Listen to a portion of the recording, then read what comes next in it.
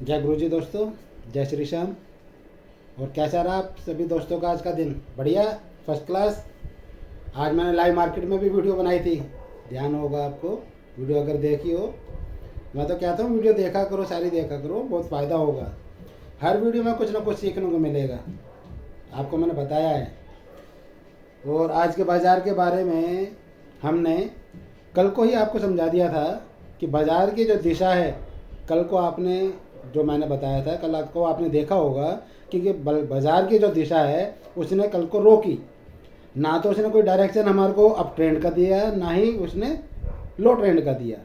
बाज़ार ने अपना जो ज़्यादा ट्रेंड चल रहा था ना, अप साइड का, हमारे को दिखाई दे रहा था कि अब ट्रेंड है ये, लेकिन कल उसने बाज़ार ने रोका। इसलिए हमने अपनी पोजीशन कल काट ली थी, बताया था। जो कि आज कल के कहे अनुसार सेम बाज़ार ने वही काम किया जैसा हमने कल बताया था। बिल्कुल सटीक अनुमान रहा और बिल्कुल हम फ़ायदे में रहे। बहुत मज़े में आज कुछ दिन बीता। हमने कुछ काम नहीं किया, हमें पता था आज बाज़ार में काम नहीं होगा। अरे 100-150 पॉइंट के लिए काम नहीं करते, उल्टा फंस जाओ तो क्या करेंगे? अगर बाज़ार में गलत पोजीशन बना ली, उस पोजीशन को बचाओ। ज़रूरी ऐसा काम करना। हमने कल स्ट्रैटेजी बनाई थी, याद है ना आपको? हमने स्ट्रैटेजी बनाई थी आपने, और वही स्ट्रैटेजी हमारी फॉलो कल भी हमारे को पॉइंट दे रही थी, आज भी पॉइंट दे रही थी। बहुत फर्स्ट क्लास। अपने ऐप पे जाकर देख लेना। तो आज का जो मैं ये जो वीडियो बना रहे हैं हम, आज के वीडियो हमारा, मेरा जो पर्सनली मेन मकसद ये है कि मैं आपको थोड़ी सी बाज़ार की, जो हमारा शेयर मार्केट होता है, उसकी एक जानकारी दूं। कि उसकी जानकारी में, क्योंकि कई लोगों को तो एक्चुअली मैं गलत नहीं हूँ, मैं जहाँ तक मैं जानता हूँ, मैं इतना जानता हूँ कि आधे से ज़्यादा लोगों को ये भी नहीं मालूम होगा कि ट्रेडिंग का जो असली चक्कर है ना, ये ट्रेडिंग हो क्यों रही है। बस शेयर कंपनियों के ट्रेडिंग हम लोग कर रहे हैं। तो ये आधे आधे जो ट्रेडर है ना, जो बाजार से बाहर काम कर रहे हैं, उनको यही नहीं पता कि ये ट्रेडिंग होती क्या है। उनको तो ये पता है इस कंपनी का शेयर है, खरीद लो, लेकिन उसमें कंपनी का क्या रोल है ये नहीं पता। तो आज की वीडियो का जो हमारा मकसद है वो यही बताने का है कि एक्चुअल में शेयर होता क्या है। कंपनी के शेयर होते हैं, लेकिन वो ट्रेडिंग हम बाहर जो कर रहे हैं उसका मैटर क्या है, उससे कंपनी का क्या लेना देना है। दोस्तों, बहुत अहम अहम मैटर है आज का। ये जो आज की क्लास जो मैं आपकी ले रहा हूँ, ये वाली जो क्लास हम दे रहे हैं, ये बहुत अहम है। कि किसी भी शेयर के बारे में जानने के लिए आपको पहले पता होना चाहिए कि शेयर होता क्या है। ये शेयर उस कंपनी का है, बाजार में आया कैसे है, तो उस कंपनी का मालिक कैसे बन गए, शेयर होल्डर हो गए, हम मालिक कैसे हो गए, तो ट्रेडिंग कौन कर रहा है, कंपनी कर रही है या मैं कर रहा हूँ या आप कर रहे हैं, कौन कर रहा है भैया ट्रेडिंग? ये खरीद फरोख्त कौन कर रहा है? ये खरीद कंपनी, तो कंपनी ने शेयर बेच दिए, अब ये कौन खरीद रहा है, कौन बेच रहा है? इस फंडे को सीखना आज हमें, समझ रहे हो ना दोस्तों? इसी फंडे को सीखना है, और ये फंडा मैं आपको सिखाऊंगा, और बहुत अच्छी तरह सिखाऊंगा, ध्यान से सुनना।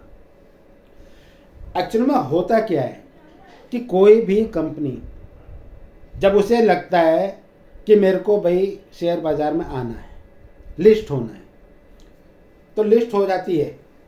उसके अपने कुछ फंडामेंटल्स होते हैं, वो उस पर लिस्ट हो जाती है।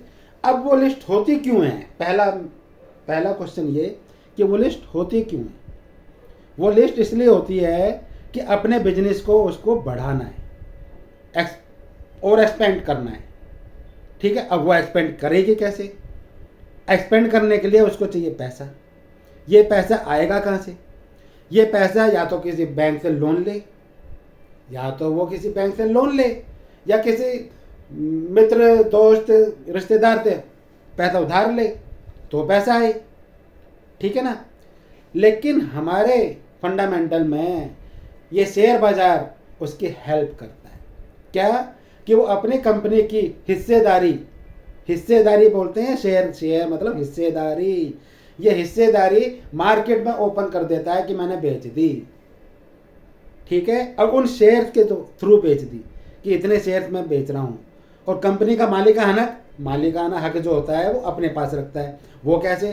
क्योंकि वो मोर देन 51%, या तो 51% या मोर देन 51%, 51% अपने पास शेयर रखता है, जिससे कि उसका मालिकाना हक होता है। वो कंपनी को जैसे मर्जी चलाए, उसकी मर्जी है। बाकी 49%, 49% वो शेयर के रूप में मार्केट में उतार देता है। उसके शेयर बना के, भाई मेरा शेयर है और इतने की कीमत है इसकी, वो मार्केट में उतार देता है। अब वो इशू प्राइस के थ्रू, जब आईपीओ आता है ना, ये तो जानते ही हैं सभी, आईपीओ का तो नाम सुना ही है सभी दोस्तों ने।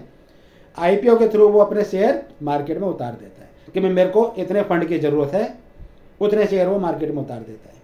अब वो 49% उतारे, 40 उतारे, 30% उतारे, वो उसकी मर्जी होती है वो कितने उतारे। लेकिन मालिकाना हक रखने के लिए उसको 51% तो अपने पास रखने ही पड़ेंगे। ठीक है दोस्तों, ये क्लियर।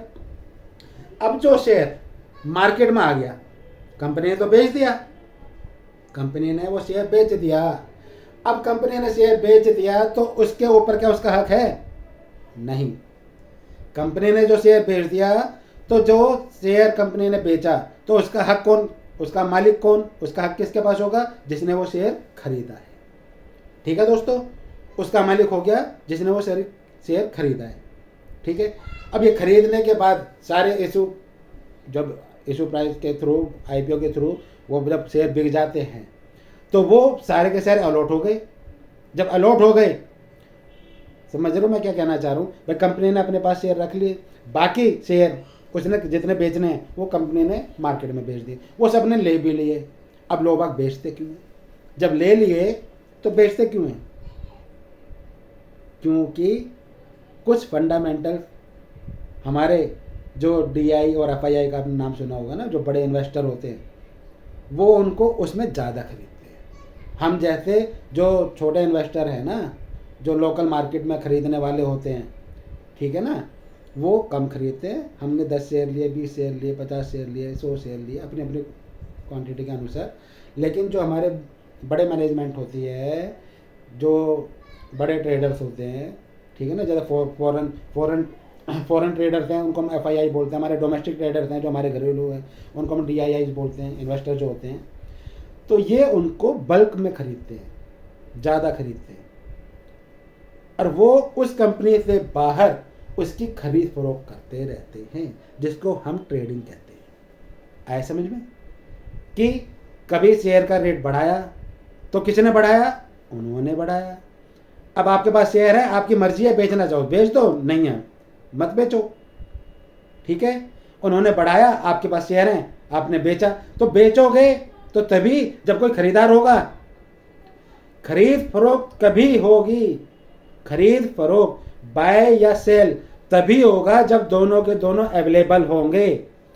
बेचने वाले के लिए खरीदने वाला चाहिए, खरीदने वाले के लिए बेचने वाला चाहिए।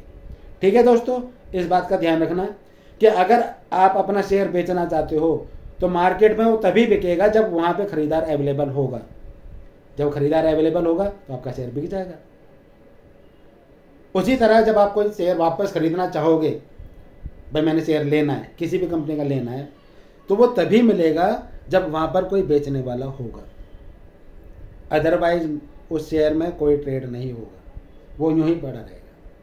वो ट्रेड ही तभी होगा जब वहां पे कोई बेचने वाला हो या कोई खरीदार हो। क्लियर? तो दोस्तों, मतलब कि शेयर की ट्रेडिंग तभी होती है कि जब वहां पे बायर भी होता है, जब वहां पे सेलर भी होता है। तो ये जो बायर और सेलर का काम है, ये कौन कर रहे हैं? ये हम लोकल इन्वेस्टर, बड़े इन्वेस्टर, ये सब मिलके कर रहे हैं। इससे कंपनी का कोई लेना देना नहीं होता। इस बात का ध्यान रखना दोस्तों। कंपनी अपना काम कर रही है, जिस फोकस पे काम कर रही है वो अपने काम करती रहती है, उसी फोकस पे काम करती रहती है दोस्तों। लेकिन ट्रेडिंग हम लोग कर रहे हैं, कंपनी नहीं कर रही। कंपनी आपसे नहीं खरीदती, ना ही आपको बेचती। वो तो एक बार कर देती है जो काम करना होता है, बार बार नहीं करती। उसे अगर आपसे कुछ खरीदना है ना, वापस अगर खरीदना है, तो उसके लिए भी फॉर्मेट लाती है, जिसको बाईबैक बोलते हैं, बाईबैक ऑफर। ये सब फंडामेंटल धीरे धीरे सीखोगे, बहुत बड़ा बाजार है, धीरे धीरे सीखो। अभी पहले ट्रेडिंग सीखो बस। तो हम जिन शेयरों में ट्रेडिंग करते हैं वो शेयर कंपनी से बाहर होते हैं। हम आपस में खरीदते बेचते हैं और आपस में मजे ले लेते हैं, मेरे को प्रॉफिट हो गया, ओए मेरे को उसको लॉस हो गया। ऐसा कुछ नहीं है, हम आपस में ही कर रहे हैं जो कुछ कर रहे हैं। कंपनी ने तो जो करना है वो कर रही है, कंपनी का प्रॉफिट चल रहा है तो चल रहा है। मान लो कि मारुति कंपनी के शेयर हमने ले लिए, तो मारुति की तो जो यूनिट बिक रही हैं, जो गाड़ियां बिक रही हैं वो तो बिक रही हैं, कंपनी में तो प्रॉफिट चल रहा है, लेकिन मेरे को लॉस कैसे हो गया, आज मेरा शेयर नीचे क्यों आ गया? सोचने की बात है ना। ये ट्रेडिंग है भाई, ये हम लोग कर रहे हैं कि किसी चीज़ की कंपनी के जो शेयर हैं, इसकी 1 रुपये की वैल्यू को हम बना देते हैं 10 रुपये। कंपनी की तो वैल्यू 1 रुपये है, हमने बना दी 10 रुपये, उसका रेट बढ़ा के हम जो ट्रेडर थे हम करते हैं ये चीज़ें, समझ रहे हो ना। हम ट्रेडिंग करने वाले करते हैं, उसका 1 का 2 कर दिया, 2 के 4 कर दिया, उसकी वैल्यू बढ़ा दी। तो जब 1 रुपये की चीज़ कोई है भैया, उसकी वैल्यू आपने 10 रुपये कर दी, जब 10 रुपये कर दी तो भैया 10 रुपये 8 रुपये भी आ सकती है। क्यों भाई, वैल्यू तो उसकी 1 रुपये ही है ना, एक्चुअल कॉस्ट तो उसकी 1 रुपये ही है, हमने तो उसकी 10 रुपये बनाई है एक अनुमानित करके, अनुमान के अनुसार कि हमारा अनुमान है ये भाई मार्केट बहुत इसका, ये कंपनी बहुत अच्छा काम करेगी भविष्य में, उसके अनुमान के अनुसार हम उसके शेयर की वैल्यू बढ़ा देते हैं। तो जब बढ़ा देते हैं तो 10 की जगह हम 8 भी ले आते हैं, तब भी तो वो अनुमानित ज़्यादा ही है, शेयर तो वैल्यू 1 ही है और आज 8 है, 8 के हम 6 भी ले आएंगे, बड़े ट्रेडर्स को 6 भी ले आएंगे। तो जैसे 8 पे खरीदा हो क्या मेरा लॉस हो गया, यहाँ पे तो मारुति कंपनी ने इतनी सारी कंपनी गाड़ियाँ बेच दी, फिर भी इसके प्रॉफिट है, मेरे को लॉस क्यों हो रहा है? क्योंकि भैया उस शेयर की फेस वैल्यू होती है, ठीक है। फिर मैं दोबारा बोलूँगा बहुत बड़ा बाजार है, बहुत कुछ सीखना पड़ेगा। तो अभी आप इतना सीखिए कि हम जो ट्रेडर थे ना, हम बाहर कर रहे हैं, तो हम शेयर की वैल्यू बढ़ाते हैं घटाते हैं, हम लोग कर रहे हैं, उससे कंपनी का कोई लेना देना नहीं। क्लियर? ठीक। और आगे की बात बाजार की, तो हम जो काम कर रहे हैं, जो शेयर में ट्रेडिंग कर रहे हैं, तो ये भी इतनी जो मैंने आपको कहानी सुनाई है, शेयर के बारे में बताया है, ये इसलिए बताया है कि आपको एक्चुअल में पता चल सके कि होता कैसे है। ये जब आपके समझ में आ जाएगा ना कि ये हम लोग कर रहे हैं, इससे कंपनी का कोई लेना देना नहीं है, तब आपके दिमाग में आएगा कि भाई मैं इसके बारे में पढ़ूं, इसके चार्ट को देखूं। ये चार्ट को ही फॉलो करते हैं, चार्ट को ही फॉलो करेंगे कि क्या चार्ट दिशा दे रहा है, कहाँ पे रेजिस्टेंस बना रहा है, कहाँ पे सपोर्ट दे रहा है। और ये भी मैंने आपको पहले बता चुका हूँ कि चार्ट बने हुए नहीं होते हैं, बाजार अपना चार्ट खुद बनाता है, हर लेवल खुद क्रिएट करता है, ठीक है। कल के बाजार में मैंने आपको बोला था कि बाजार 47,000 बैंक निफ्टी के बारे में कि 47,700 छुएगा, लेकिन कल का बाजार 646 छू के वापस आ गया। तो मैंने आपको वीडियो में बताया था कि भैया 650 आ गया तो 740-50 पॉइंट ही तो रह गया, वो टारगेट अचीव ही समझो। लेकिन आज उसने 700 छू लिया। आज के बाजार में हुआ क्या, उसका हाई जाकर देखो, एक्चुअल में 700 है, 47,700 706 का, उसे छू के फिर नीचे आ गया। क्योंकि ये जो 700 का लेवल है, ये आपको किसी किताब में नहीं लिखा हुआ है कि 47,700 पे जाके रुकेगा, ये कहीं किताबों में नहीं लिखा हुआ, किसी चार्ट पे नहीं लिखा हुआ। ये लेवल आपको खुद आपका एक्सपीरियंस बताएगा। जो मैंने बताया, जो मैंने निकाला ना, वो मेरा एक्सपीरियंस है, वो मेरा कैलकुलेशन है कि मैंने आपको बताया कि 47,700 पे दिखा देगा, जो कि आज उसने दिखाया।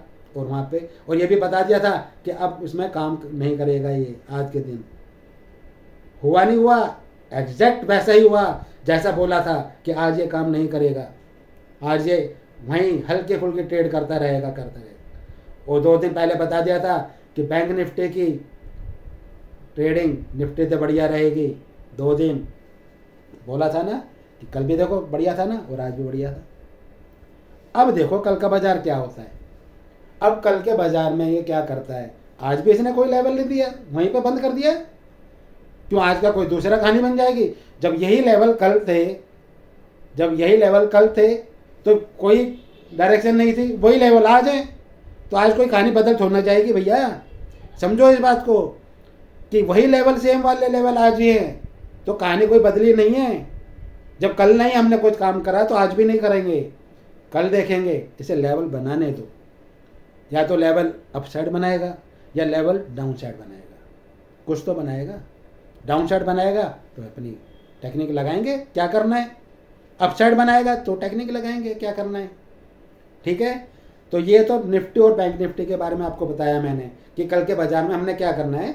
कल का बाजार खुलने तो उसकी स्ट्रेटेजी बनाई जाएगी, आज तो फिर निफ्टी की एक्सपायरी थी, फिर भी बाजार ने कुछ काम नहीं करा। कल है बैंक निफ्टी की एक्सपायरी दोस्तों, कल बैंक निफ्टी की एक्सपायरी है, उसे एक्सपायरी करने दो, उससे डायरेक्शन थोड़ा मालूम हो जाएगा कि ये क्या करना चाह रहा है। ठीक है दोस्तों, एक तो ये पॉइंट आपको मैं बताना चाह रहा था कि कल भी थोड़ा सतर्क होकर काम करें। उसी के अनुसार आपको अगर बाजार कहीं लगेगा, मैंने आपको सुबह वाली वीडियो में बता दिया था कि 2 घंटे का बाजार बच रहा है, कि अगर कुछ लगेगा तो मैं आ जाऊँगा, दोबारा बताने आ जाऊँगा, लेकिन नहीं लगा तो नहीं आया मैं। आज शाम वाली वीडियो में तो आना ही है, मैंने आपको बताया कि शाम को वीडियो, ये शाम वाली वीडियो दोस्तों ज़रूर देखा करो। आपको कॉन्फिडेंस इतना आ जाएगा कि आप छुट्टी करना चाहोगे, छुट्टी कर लोगे। कहते हो नहीं, वर्मा जी ने बोला छुट्टी करनी है, तो आप सैटरडे संडे नहीं देखोगे, आप वर्मा जी को फॉलो करोगे। ये इस बात को गांठ मार लीजिए दिमाग में कि अगर बाजार को जीतना है ना, तो मेरी जो मैं क्लास जो दे रहा हूँ, इन क्लास को लेते रहो। इसी में ही आपको सब कुछ सिखाऊंगा, इसी में ही आपको बताऊंगा क्या लेवल होते हैं, इसी में ही आपको शेयर के बारे में बताऊंगा, इक्विटी मार्केट क्या होती है, फ्यूचर मार्केट क्या होती है, ऑप्शन मार्केट क्या होती है, सारी चीज़ इसमें बताऊंगा, एक एक करके बताऊंगा, एक एक पर्दा खोलूंगा, हर चीज़ का पर्दा खोलूंगा कि कैसे, कहाँ से पैसा आता है, कहाँ जाता है, हर चीज़ खोलूंगा। किस तरह ट्रेड करनी चाहिए, किस तरह पैसा बचाना चाहिए, किस तरह फंड बनाना चाहिए, ये भी मैं बताऊंगा दोस्तों। हर चीज़ की क्लास दूंगा और एक एक करके दूंगा। आपके पास 1 लाख है, आपके पास 10 लाख है, बताऊंगा कि किस तरह पैसा लगाओ, कहाँ कहाँ लगाओ, किस किस शेयर में लगाओ, कितना मैनेजमेंट पोर्टफोलियो बनाना है, कैसे बनाना है, कितने महीने में कितना इम्प्रूव होगा, 1 साल में कितना इम्प्रूव होगा, सब चीज़ लिख कर दूंगा कि ऐसा होगा और वैसा ही होगा दोस्तों। वो भी सिखाऊंगा कि आपको पोर्टफोलियो किस तरह बनाना चाहिए, कितने समय के लिए बनाना चाहिए। आदमी के पास पैसा है, 10 लाख रुपए लेके आ गया और खरीद लिए शेयर, कोई शेयर ऊपर जा रहा है, कोई शेयर नीचे जा रहा है, उसको पोर्टफोलियो बनाना नहीं कहते। हाँ भी मेरा क्या चल रहा है, मैं तो 10 लाख लगाए थे, हाँ 10 लाख 50,000 है, 50,000 प्रॉफिट में हूँ, हाँ 10 लाख 30,000 प्रॉफिट में हूँ, आज 9.5 लाख रुपये 50,000 माइनस में हूँ, उसको पोर्टफोलियो नहीं कहते। पोर्टफोलियो उसको कहते हैं कि अगर आपने 10 लाख रुपये किसी बिजनेस में लगाया है, तो उस बिजनेस ने आपको कितना कमा कर दिया है साल में। समझ रहे हो दोस्तों, मेरे कहने मतलब यही है कि ये जो पोर्टफोलियो है ना, ये भी एक साइड बिजनेस बनाओ आप इसको, कि ऐसा पोर्टफोलियो होना चाहिए आपका कि हर साल का इनकम दे आपको। तो ये भी आपको मैं सिखाऊंगा कि किस तरह पोर्टफोलियो बनाते हैं। ठीक है दोस्तों, तो आज के बारे में, जानकारी के बारे में तो इतना ही बताऊंगा और धीरे धीरे हर रोज़ कुछ ना कुछ बताऊंगा। तो लेकिन मैंने आपको दिन में वादा किया था कि आज मैं आपको 2 शेयर ऐसे बताऊंगा कि जो शॉर्ट टर्म में आपको अच्छा प्रॉफिट देंगे। जो मैंने बता रखे है ना शेयर, लॉन्ग टर्म वाले भी, छोटे शेयर भी, शॉर्ट टर्म वाले भी।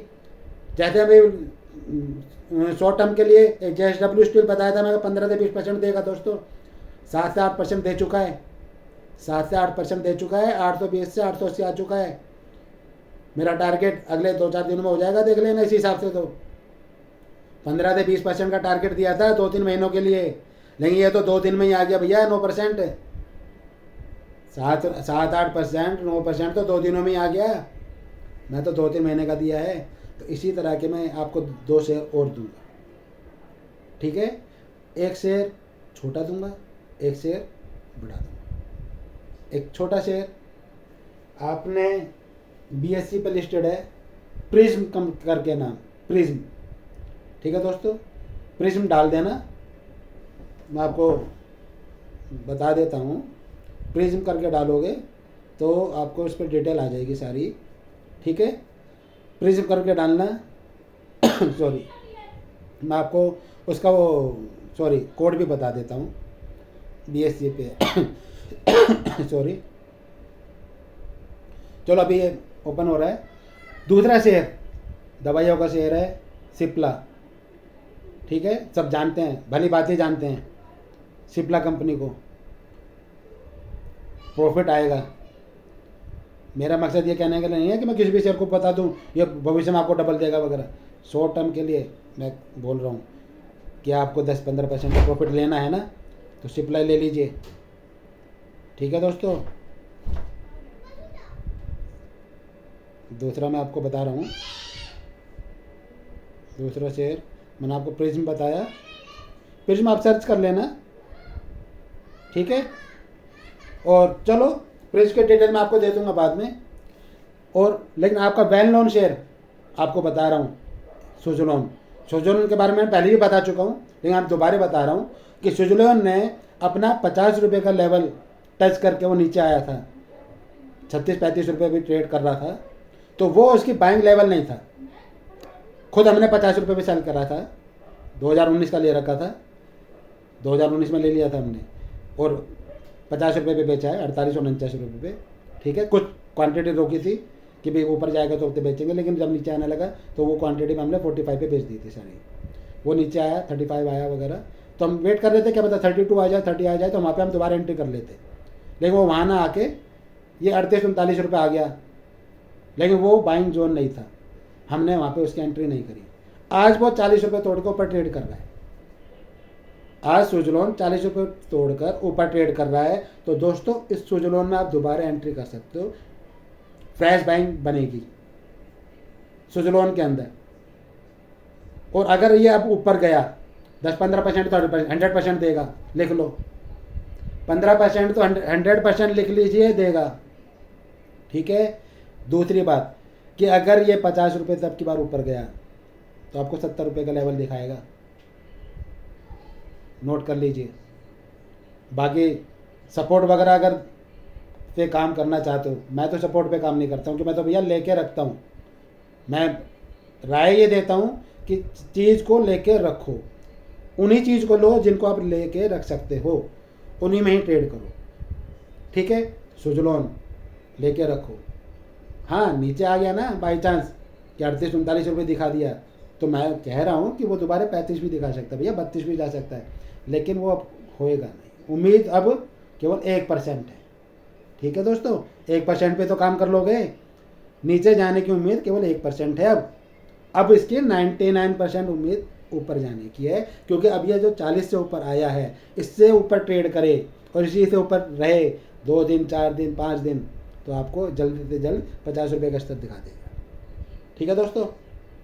दोनों शेयर बता दिए, सुज़लोन और सिप्ला। मैंने प्रिज्म भी बताया, लेकिन अभी उसको मैं कोड नहीं दे पा रहा हूँ आपको, वो भी बता दूंगा। अच्छा शेयर है लॉन्ग टर्म के लिए, लॉन्ग टर्म के लिए लेके डाल दो, छोटा शेयर है, पड़ा रहेगा साइड में कहीं कोने में, और जब वो उछलेगा ना तो आप भी उछलोगे, मज़ा आएगा, ठीक है दोस्तों। तो आज के लिए इतना ही काफ़ी है, बाय बाय करते हैं। जय गुरु जी, जय श्री राम।